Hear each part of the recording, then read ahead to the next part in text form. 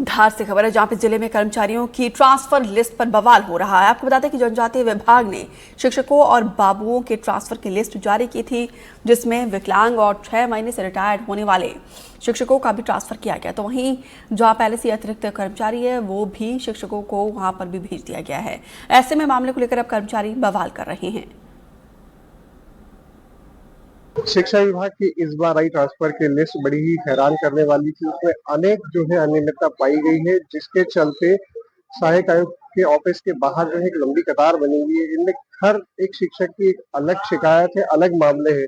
ऐसी कुछ शिकायतों के बारे में हम जानने की कोशिश करेंगे। सर, क्या नाम है आपका? मोहनलाल यादव। किस तरह की शिकायत लेके आप आज आए हैं? जो शिक्षकों के जो ट्रांसफर अभी हुए हैं उसमें काफी अनियमितता है।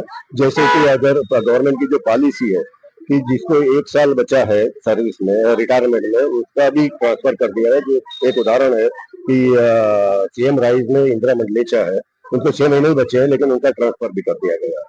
और एक गवर्नमेंट की पॉलिसी है कि जो भी मान्यता प्राप्त संगठन है जो 20 है पूरे मध्य प्रदेश में, उनके ब्लॉक लेवल से प्रांत लेवल तक अध्यक्ष सचिव और कोषाध्यक्ष का ट्रांसफर नहीं किया जा सकता। इसमें हमारा जो मध्य प्रदेश शिक्षक संघ का ब्लॉक का जो कोषाध्यक्ष है बाग का मिस्टर जितेंद्र भीड़े, उनका भी ट्रांसफर कर दिया गया तिरला ब्लॉक में। इसलिए ऐसे कई अनियमितता है। जैसे एक और है कि जो राष्ट्रपति पुरस्कार प्राप्त है उसका भी ट्रांसफर नहीं किया जाता। एक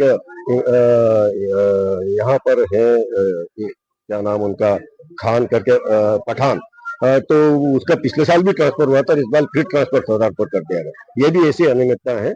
लेकिन इन अनियमितताओं के बारे में हमने बताया भी, पेपर में भी आया है।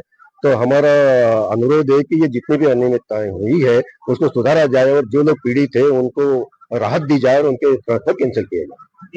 देखिए, हमने एसी साहब से भी इस संबंध में बात की थी, तो उनका ये कहना था कि अगर कोई ट्रांसफर त्रुटिवश हुआ है या किसी प्रकार की गलती हुई तो उसमें संशोधन किया जा सकता है, उसे सुधारा जा सकता है। तो इसके लिए आपने कोई प्रयास किया है और आपकी क्या शिकायत? उसी के लिए हम आए हैं कि इस प्रकार की जो तमाम जो अनियमितताएं हुई है उस पर ध्यान आकर्षण के लिए हम उनसे मिलने के लिए आए हैं।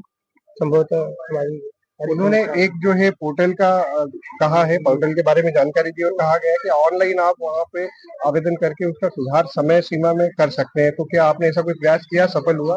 वो शिक्षकों को व्यक्तिगत उनको उनकी लॉगिन पासवर्ड से करना है आवेदन में। तो वो सक्सेस हो गया क्या? अभी ये तो सर हमको भी नहीं है कि इस बात का आइडिया, लेकिन जो सूची के अंदर जो नाम दर्ज है दिखाई दे रहा है उनके ऊपर हमको सबसे चर्चा करना है। एक विकलांग शिक्षक है, उनका भी स्थानांतरण हो गया। प्रधान पाठक है वो मध्य विद्यालय क्रमांक 4 में, उनका भी स्थानांतरण हो गया। उनके संबंध में भी चर्चा करना, जोगेन सिंह राठौड़ करके। तो इसके लिए ये यहाँ पर जिला स्तर पर ही उसका निराकरण होना संभव है, इसलिए हम उनसे मिल जाए।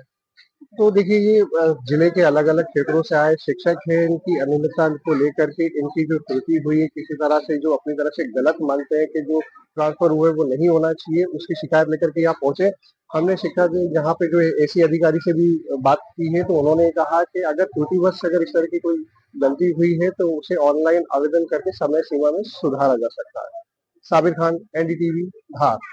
इस साल जो ट्रांसफ़र की नीति हमारे यहाँ विभाग में बनी है वो जो स्वैच्छिक आवेदन पत्र प्राप्त हुए हैं वो EHMRS पोर्टल के थ्रू प्राप्त हुए हैं।